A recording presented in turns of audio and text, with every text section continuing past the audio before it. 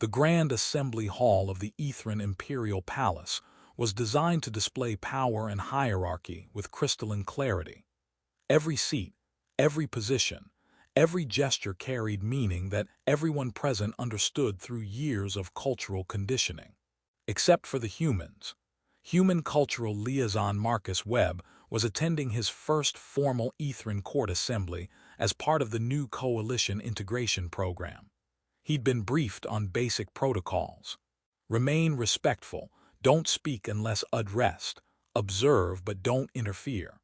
What he hadn't been briefed on, what apparently was considered too obvious to mention to someone from Ethran culture, was the specific significance of seating arrangements around the throne. The assembly hall was filling rapidly, attendees taking positions according to carefully understood hierarchies.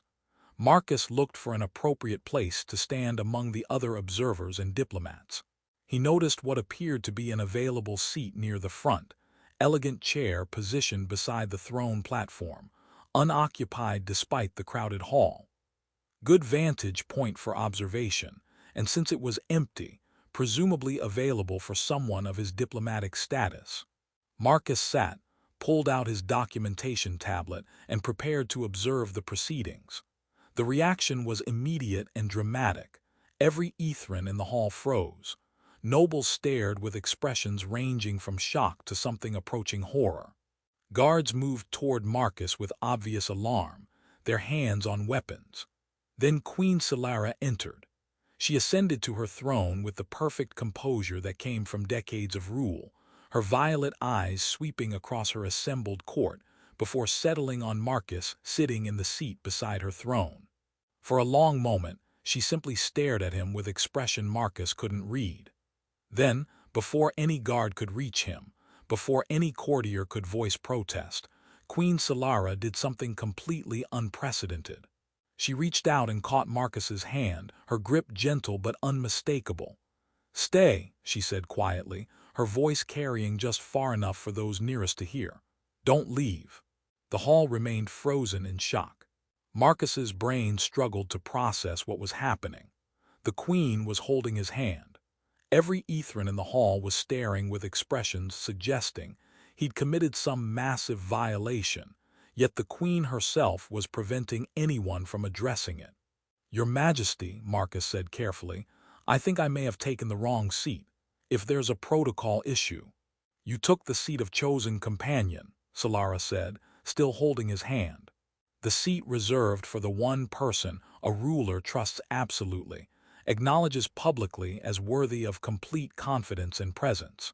That seat has been empty for 23 years. She looked at him directly, her eyes carrying complexity he couldn't fully read. "And you simply sat in it, apparently unaware of its significance, with no calculation or ambition. Just sat. Because it appeared available and provided good observation position." "I didn't know," Marcus said honestly. "I apologize if I violated." "You violated nothing," Solara interrupted gently. "Because I am choosing to recognize your presence rather than dismiss it. The seat is reserved for one I acknowledge as worthy of absolute trust and companionship, and I am acknowledging you by choosing to ask you to remain." Around them, the assembly remained in careful stasis. Every noble and courtier uncertain how to process their queen holding a human's hand and publicly claiming him as chosen companion. A senior advisor approached with visible alarm. "Your Majesty, surely you don't intend to recognize this human as chosen companion based on accidental seating." "I intend to recognize that someone sat beside me without fear, calculation, or ambition," Solara said, her voice carrying authority that silenced further protest. "That alone is remarkable. But more significantly, when I asked him to stay, he expressed concern about protocol violations rather than immediately trying to use that request for advantage. That character is exactly what chosen companions should demonstrate." She looked at Marcus, still holding his hand. "The assembly will proceed. You will remain beside me. We will discuss this further after formal proceedings conclude." The assembly proceeded with palpable tension. everyone acutely aware that the queen was holding hands with a human seated in the chosen companion's place, but no one daring to question her public choice to recognize him.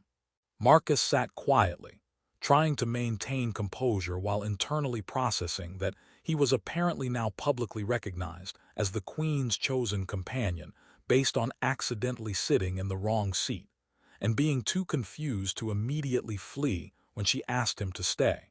When the assembly finally concluded and the hall cleared, Solara released his hand but gestured for him to follow her to a private chamber. Once alone, she explained more fully. The seat of chosen companion is reserved for someone I trust absolutely, someone I acknowledge publicly as worthy of my complete confidence, affection, and presence. It carries profound significance in our culture, representing the one person a ruler allows to see past the crown to the person beneath. She looked at Marcus directly. That seat has been empty for 23 years since my husband died.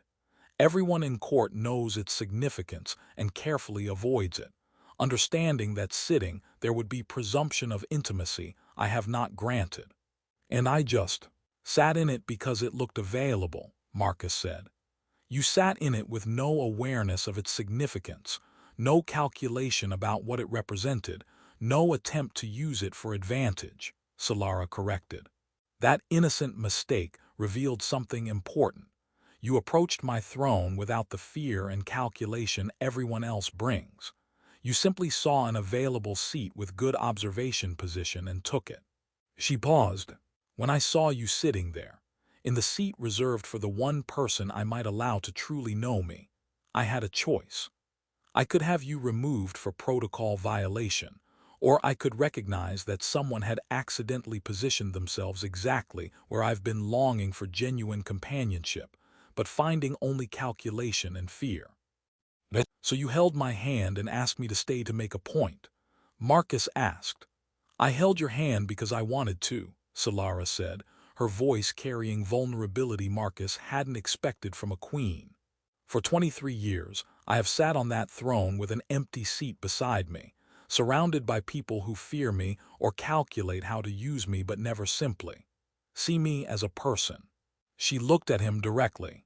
When you sat in that companion seat with complete innocence, expressing concern about protocol violations rather than trying to leverage the position for advantage, I recognized something I've been missing.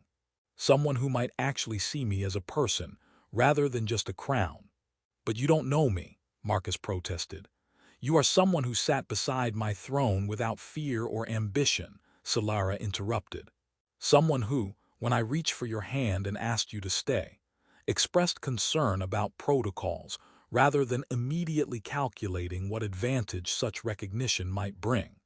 That character, that absence of calculation, is exactly what I've been unable to find in 23 years of carefully maintained distance.